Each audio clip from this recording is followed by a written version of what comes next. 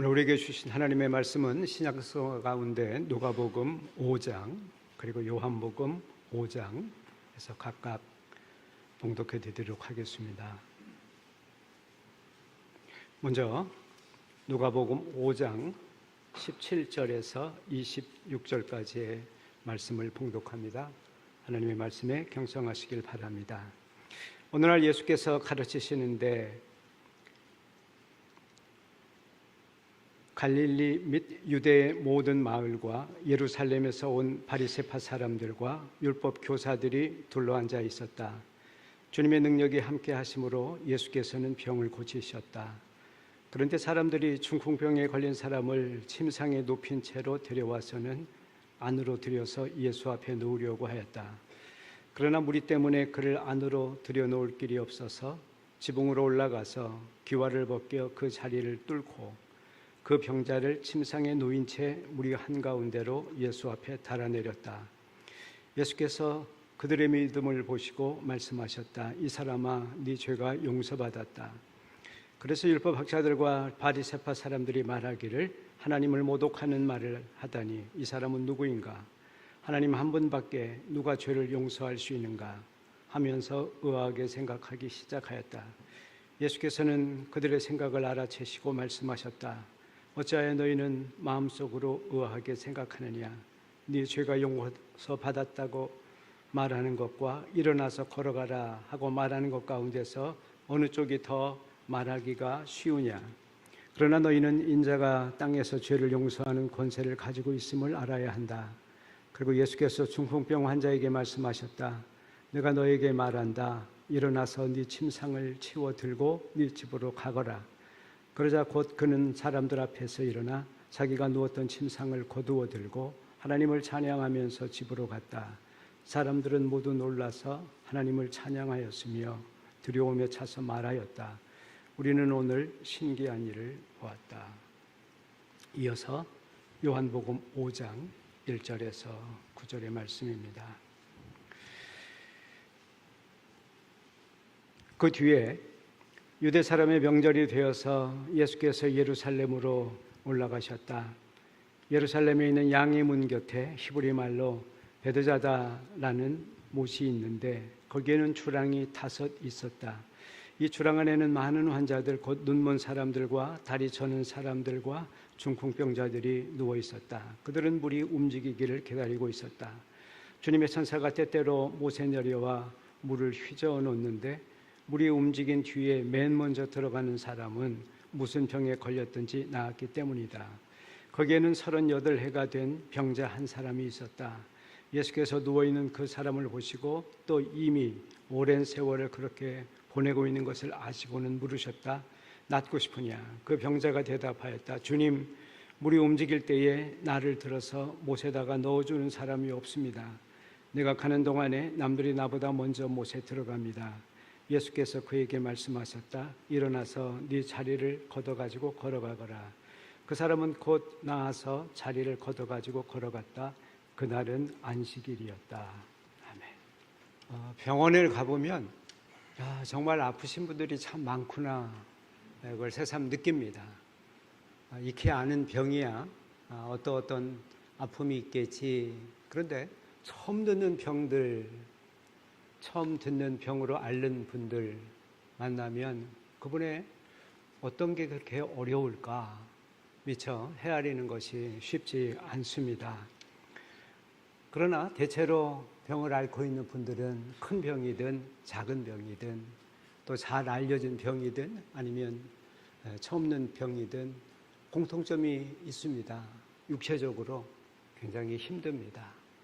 또 정신적으로 영적으로 어려움에 빠집니다. 외로움도 있고요. 또 두려움도 있고요. 또 죄책감도 있고 또 하필이면 왜 내가 이런 어려움을 당해야지 하나님을 향해서 원망하는 그런 마음들도 있습니다. 이사야 53장을 보면 이사야는 장차 오실 메시아를 가리켜서 몇 가지 얘기를 하는데 그 중에 하나가 그분은 아프지 않은 곳이 없는 분이시고 또 질병에 익숙한 분이다 그렇게 표현하고 있습니다. 늘 질병을 달고 사는 분이다, 그렇게 해석을 할 수도 있겠습니다. 그래서 그런지 예수님의 짧은 공생의 사역 기간을 보면 복음을 전하고 또 제자들에게 말씀을 가르치시고 그것 외에 여러 가지 일들이 있지만 그중에 정말 맨 앞에 많은 시간을 많은 사람들과 함께 했던 일이 바로 아픈 사람들을, 병자들을 치료하는 그런 치유 사역이었음을 알 수 있습니다. 오늘 함께 읽은 누가복음 본문을 보면 하나님의 아들로 오늘 5장을 읽었는데요. 그 앞장이 뭐냐면 하나님의 아들로 인정받는 일에 대해서 시험을 받으시고 바로 치유 사역을 시작하신 것을 알 수 있습니다. 18절, 앞에 4장 18절 일자하는 부분입니다. 그분은 회당에 들어가서 자신이 선지자가 예언한 메시아로 어떤 삶을 살게 될 건지를 명확히 선언을 합니다. 포로를 해방하실 것이고 억눌린 자들에게 자유를 선포하실 겁니다. 그리고 중요한 한 가지가 이어지는데 그것은 바로 눈먼 사람들의 눈을 다시 뜨게 해주겠다고 하는 것입니다. 어떤 사람에게는 눈을 다시 뜨는 것이 걷지 못하는 다리가 다시 일어나는 것이겠고, 혹은 장기가 제대로 작동하지 않는 것을 온전케 다시 작동하는 그러한 치유를 말씀하는 것입니다. 또 38절 이하를 보게 되면 그분이 이 회당에서의 메시아의 사역 선포에 바로 이어서 하신 일이 뭐냐면 열병을 앓던 시몬, 나중에 제자가 되는 베드로의 장모를 치유하는 것이었습니다. 또 그날 저녁에는 해질 때 사람들이 온갖 유형의 병자들을 자신 앞에 데리고 오자 한 사람 한 사람 그들에게 안수하며 그들을 위해서 기도하셨다고 했습니다.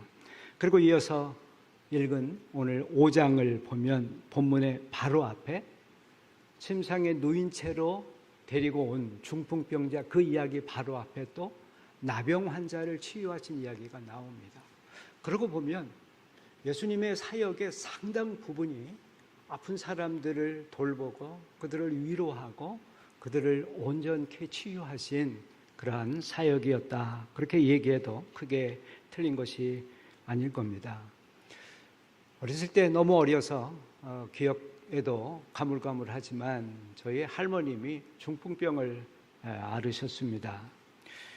몸의 고통만 아니라 정신적으로 많은 고통을 당하셨으리라고 하는 걸 뒤늦게 알았습니다. 아무것도 스스로 할 수 없는 것, 그래서 아주 작은 일부터 큰 일까지 남에게 의존해야 되는 삶, 아주 어린 저에게조차 무언가를 부탁해야 되는 어른의 삶의 그 모습, 그 마음입니다. 식사는 말할 것도 없습니다. 배변, 용변조차 혼자 할 수가 없습니다. 세수하고 목욕하고, 때로는 전혀 낯선 사람에게 자기의 숨겨진 부분도 다 드러내야 되는 그 수치감, 그런 것들은 아마도 육체의 고통 이외에 병을 앓는 분들이 갖고 있는 마음의 깊은 상처고 아픔일 것입니다. 두 번째 본문이 요한복음 5장이었습니다. 예루살렘 성에 모두 8개의 문이 있다고 그럽니다. 그 중에 동쪽에 거기도 2-3개의 문이 있는데 그중 하나가 양의 문이라고 하는, 그리고 지금은 그걸 사자의 문이다, 그렇게 이제 표현을 하는데요. 그 양의 문 바로 옆에 자그마한 못이 하나 있었습니다. 연못이 있었습니다.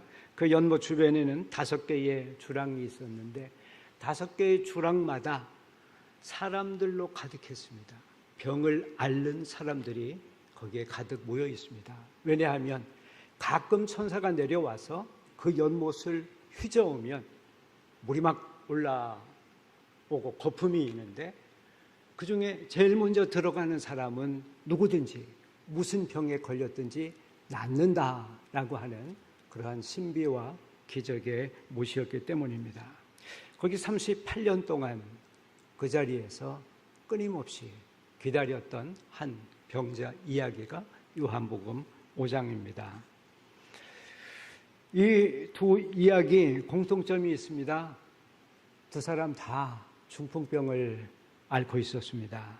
그러나 본문을 유심히 들여다보면 차이점이 있는 것도 알 수 있습니다.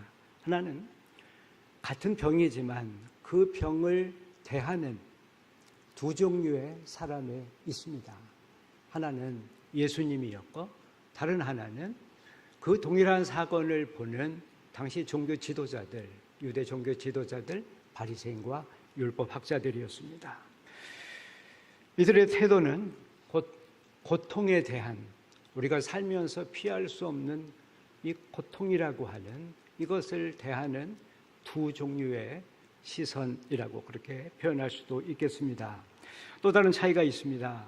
하나는 혼자서 이 고통을 견뎌내야 되는 사람, 혼자서 고통과 싸워야 되는 사람이 있는가 하면 누군가 곁에서 거들어주고 함께 해주고 도와주는 그런 환자, 그런 병자, 그런 고통당하는 사람도 있다고 하는 것입니다. 둘 다 치유의 기적입니다. 사실은 그것으로 이야기가 끝나도 전혀 이상하지 않고 원래 그것으로 끝나야 되죠. 그래서 하나님을 찬양했다 이렇게 돼야 되는데 두 본문 다 그 이야기로 끝나지 않습니다. 그 놀라운 사건, 그 은혜의 사건, 그 기적의 사건을 보면서 딴지를 거는 사람들이 있었습니다. 유대 종교 지도자들입니다. 먼저 누가복음 5장을 보면 침상을 들고 이 중풍병자가 누워있는 침상째 데리고 예수께 왔습니다. 예수님께서 그 사람을 보면서 이렇게 말씀하십니다. 이 사람아, 네 죄가 용서를 받았다. 그러자 이것을 보고 유대 종교 지도자들, 율법 학자들, 바리새인들이 발끈했습니다. 아니 당신이 뭔데? 예수가 누군데? 하나님만이 하실 수 있는 죄를 용서할 수 있다는 말인가? 신성모독이다. 어떤 사람은 아마 자기 옷을 찢었을 수도 있겠습니다. 아마도 당시 중풍병은 나병처럼 하늘의 벌로 생각했을 것 같습니다. 천형이라고 그럽니다. 그래서 나병에 걸린 사람, 중풍병자 다 죄인이라고 정죄했습니다. 우리 시대에도 이런 병을 정죄한 경우가 있습니다. 에이즈. 지금이야 그렇지 않지만 한동안 수십 년 전에는 에이즈도 나병처럼 천형이라고 하나님의 벌을 받은 그러한 벌이라고 정죄를 했습니다. 그 당시 예수님 시대는 나병, 그 다음에 중풍병, 그것 외에도 많은 병자들, 많은 병들을 가리켜서 천형, 하나님의 벌이다라고 그렇게 정죄했을 것입니다. 그런데 어떤 병이든지 간에 그 병을 앓고 있는 사람을 대하는 예수님의 태도는 당시 통념과 완전히 달랐습니다. 그분은 죄와 병을 연결짓지 않았습니다. 다만 그 병으로 고통당하는 사람의 육체와 그의 마음의 괴로움, 두려움, 그 슬픔을 헤아리고 계셨습니다. 반면 제도하던 종교 혹은 종교인들은 중요한 본질로부터 벗어나는 경우가 종종 있습니다. 고통과 어떻게 싸울 거냐라고 하는 고통당하는 사람의 입장에서 그 문제를 보기보다는 종교적 교리, 거룩함, 규범 이런 것들에 더 집중하는 경향이 있습니다. 하나님을 이해하되 사랑과 자비의 하나님이라기보다는 징벌하고 또 거룩해서 자꾸 거리를 두려고 하는 그런 하나님으로 생각하기도 합니다. 그 결과는 무엇이겠습니까? 그것은 고통당하는 사람은 내버려둔 채 하나님을 열심히 그 거룩하심을 거기에 관심을 집중한다고 하는 것입니다. 두 번째 본문은 요한복음 38년 된 병자 이야기입니다. 9절에 보면 예수님의 명령대로 병자가 벌떡 일어나서 38년 동안 한 번도 걸어보지 못했는데 그가 벌떡 일어나서 자기가 누워있던 자리를 들고 걸어나갔다, 그렇게 기록하고 있습니다.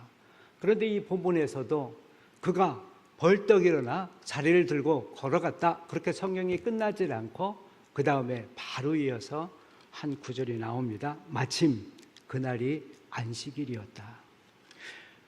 무슨 일인가? 심각한 일이 벌어질 것 같은 그러한 예감을 하는 그러한 분위기입니다. 실제로 이 일이 있고 나자 그 다음 본문을 읽어보면 유대 종교 지도자들이 예수를 죽일 계획을 합니다. 박해하고 죽이려고 모의했다. 왜요?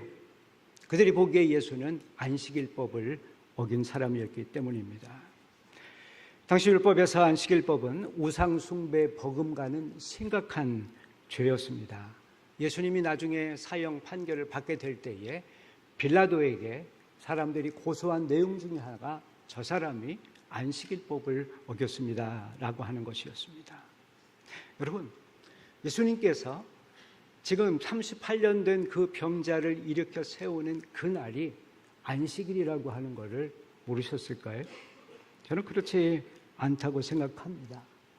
다만 그날이 안식일이냐 아니냐가 아니라 지금 38년 동안 고통을 당하고 38년 동안 매일 초조함 가운데 기다리다가 마침 천사가 내려오는 날이 있었는데 그날도 자기는 늘 뒷전에 있었어야 한다고 하는 것입니다.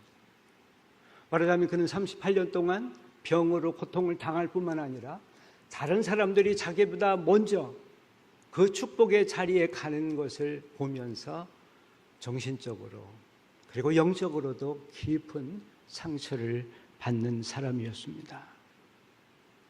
예수님은 이날이 무슨 날인가, 율법을 어기는 것인가 지키는 것인가 하는 그것들을 따지기 이전에 고통당하는 사람의 그 신음소리, 그것에 가슴이 먼저 움직이신 그런 분이었다 생각이 됩니다. 그러고 보면 명확해지는 것이 하나 있습니다. 우리를 고통에서 구원하고 우리를 참 자유롭게 하고 해방시키는 것은 종교적인 교리가 아니라고 하는 것입니다. 그것은 바로 구원자이신 예수 그리스도, 그분이십니다.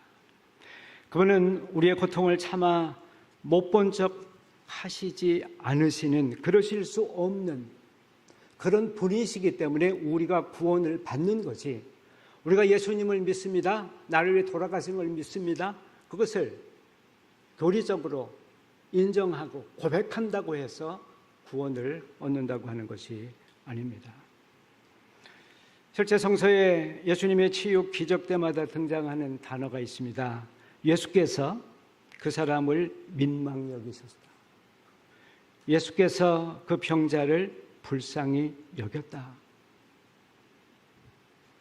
헬라어로 스플랑크니조마이라고 하는 단어인데 우리말로 하면 그 사람을 볼 때 애간장이 녹았다, 가슴이 저렸다, 이런 식으로 아마 번역을 해도 괜찮은 단어일 것 같습니다.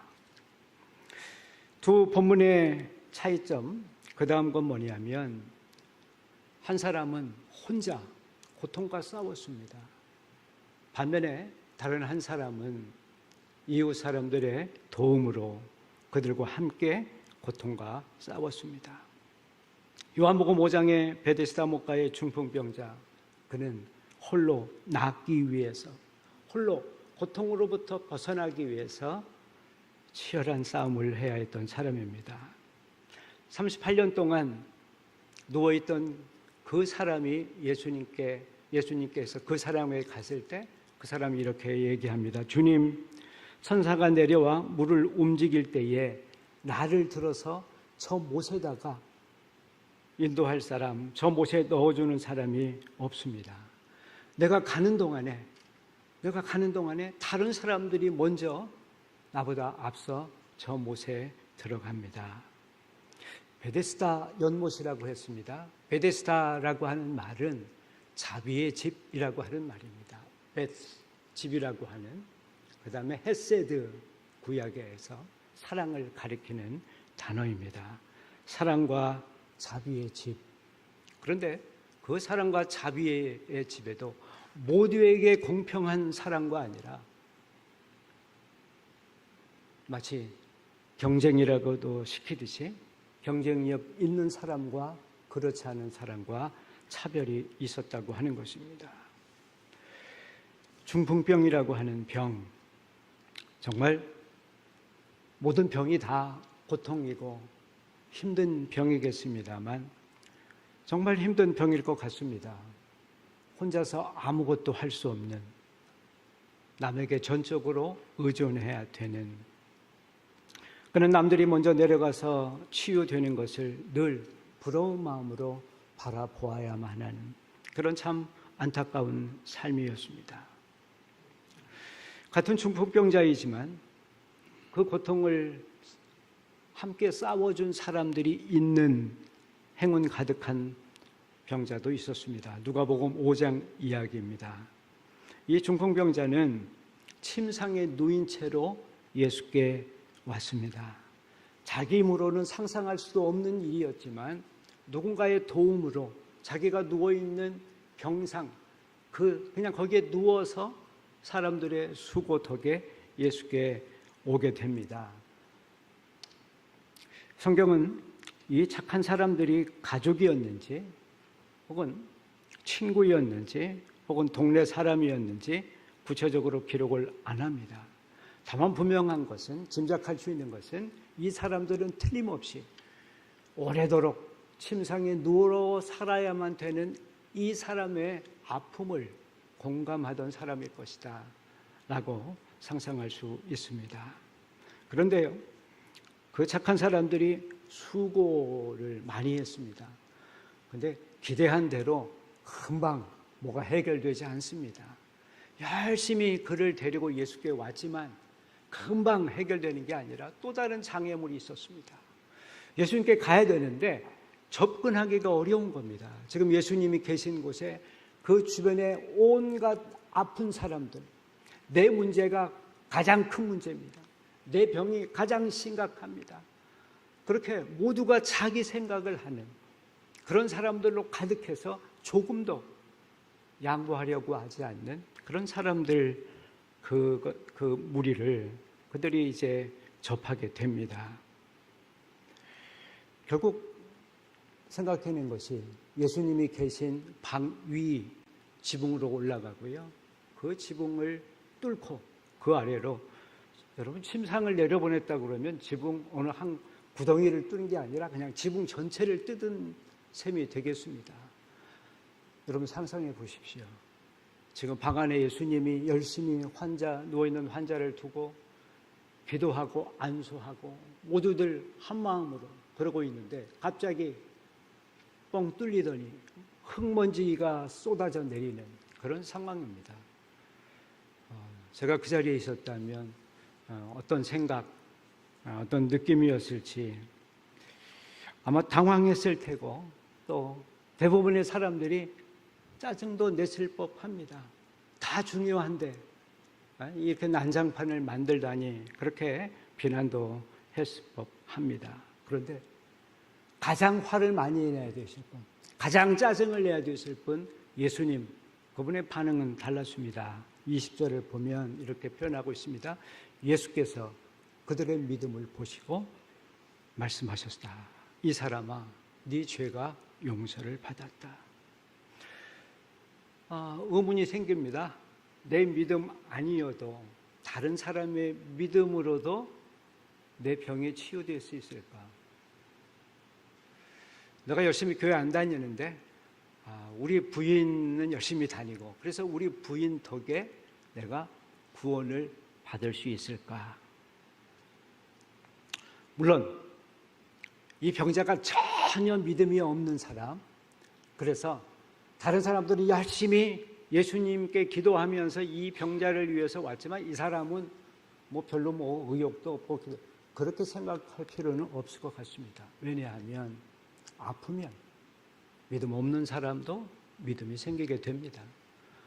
아프면 지푸라기라도 잡고 싶고 다니지 않던 교회도 가고 절을 찾기도 하고 그게 우리 모두의 똑같은 심정입니다. 그러고 보면 이 중풍병자가 믿음이 없다고 생각할 필요는 없겠지요. 어쩌면 이 중풍병자의 믿음만큼이나 간절하게 이 사람의 고통을 헤아리면서 그를 예수께 데리고 온 그 믿음, 그런 믿음을 가리키는 것이지 둘 중 하나의 믿음을 선택하는 그런 의미는 아닐 것이다. 그렇게 본문을 읽었습니다. 우리 성경은, 기독교는 남을 위한 중보기도를 굉장히 중요하게 생각합니다. 특별히 아픈 사람들을 위한 중보기도를 굉장히 능력을 갖는 일로 보고 있습니다. 한 예로 신약성서 야고보서 5장 14절입니다. 야고보서 5장입니다. 여러분 가운데 누군가 아픈 사람이 있습니까? 그런 사람은 교회 장로들을 가까이 부르십시오. 장로들은 그분을 위해서 기도해 주시길 바랍니다. 믿음의 기도는 앓는 사람을 구원할 것입니다. 믿음의 기도는, 그 기도가 당사자의 기도이건 아니면 그가 도움을 호소해서 자기를 위해서 대신 기도하러 온 장로들, 목사들, 교우들의 기도이건 똑같은 효력을 갖습니다. 주님께서 그를 일으켜 주실 겁니다.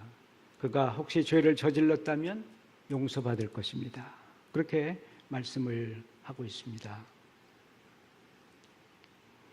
우리가 어떤 공동체에서 속하고 또 어떤 공동체에서 함께 신앙생활을 하느냐, 그거는 우리들의 신앙의 성장, 행복한 신앙생활만 아니라 우리들의 신체적 건강에도 영향을 줍니다. 혼자서 고통과 싸운 베데스다 목가의 중풍병자와 달리 이웃들이 함께 도와준 중풍병자는 훨씬 수월하게 치유를 얻습니다. 공동체는 신앙과 우리의 건강한 삶에 유익합니다. 어떤 사람이 공동체로부터 소외되고 혹은 차별을 당하고 혹은 배제되면 건강한 사람도 병들기 쉽습니다. 반면에 병약한 사람이라도 공동체로 통합이 되면 건강해질 수가 있습니다. 왜냐하면 그는 자기 혼자의 힘으로 할 수 없는, 자기에게 없는 놀라운 능력을 갖게 되기 때문입니다. 물론 공동체는 우리에게 상처를 줍니다. 사람들 때문에, 목회자 때문에 상처를 받습니다. 그래서 사람들은 공동체로부터 받는 상처가 싫어서 자꾸 교회를 떠나려 합니다. 그런데 그 공동체가 자기를 살릴 수 있다고 하는 사실을 잊으시면 안 됩니다. 공동체를 떠나면 상처는 받을 수 있겠지만 치료받을 수 있는 기회도 잃어버리게 됩니다. 의대 교수 가운데 질병역학을, 특별히 질병과 사회관계 이런 것들을 연구하는 김승섭이라고 하는 교수님이 계십니다. 그분이 쓴 책에 여러 해 전에 거의 베스트셀러가 됐는데요. 제목이 참 문학적입니다. 아픔이 길이 되려면. 그 책의 마지막 장에 핵심에서 이런 얘기를 합니다. 사람은 서로 연결되어 있으면 건강해집니다. 그 다음은 쓰시지는 않았지만 그러나 연결해서 끊기면 건강을 이룰 수 있습니다. 이렇게도 표현할 수 있겠습니다. 그러면서 몇 가지 과학적, 의학적 사례들의 연구들, 논문들을 소개를 합니다. 익숙한 동네를 떠나서 이사를 떠나게 되면 면역력이 떨어진다 그럽니다. 친구 관계나 가족 관계에서 어려움을 겪는 사람들, 혹은 교회든지 절이든지 그런 종교 신앙으로부터 멀리 있는 사람들, 혹은 지역 사람들과 전혀 교류하지 않는, 눈인사조차 하지 않는 사람들, 그런 사람들은 심장병에 걸리고 면역력이 떨어져 여러 가지 질병에 걸릴 확률이 높다라고 하는 것입니다. 반면에 어떤 유형이든지 그 관계망이 튼튼한 사람,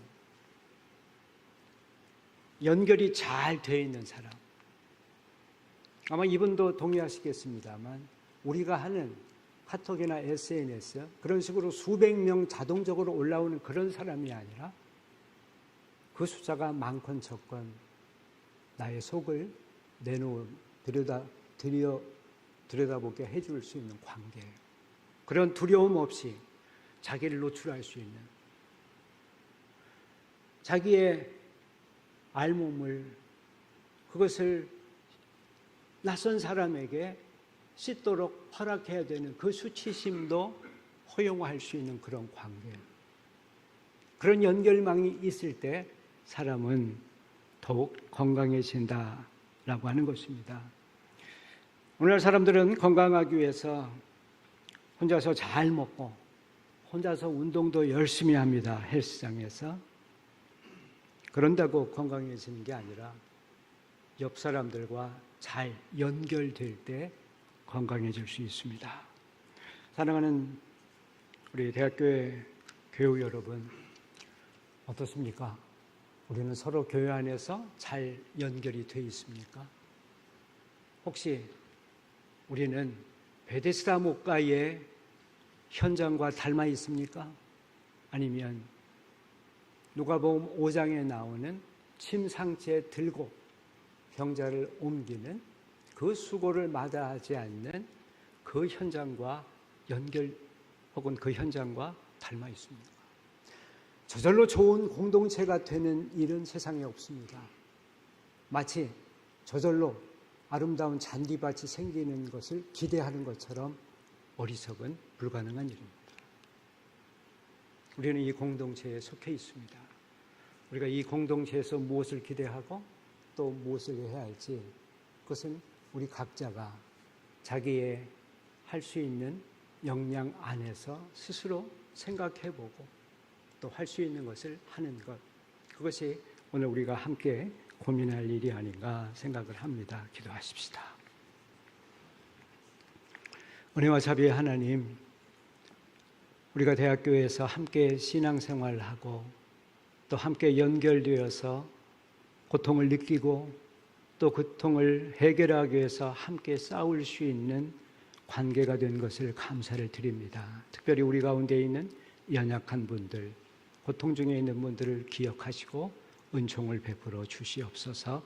우리 주님 예수 그리스도의 이름으로 기도하였습니다. 아멘.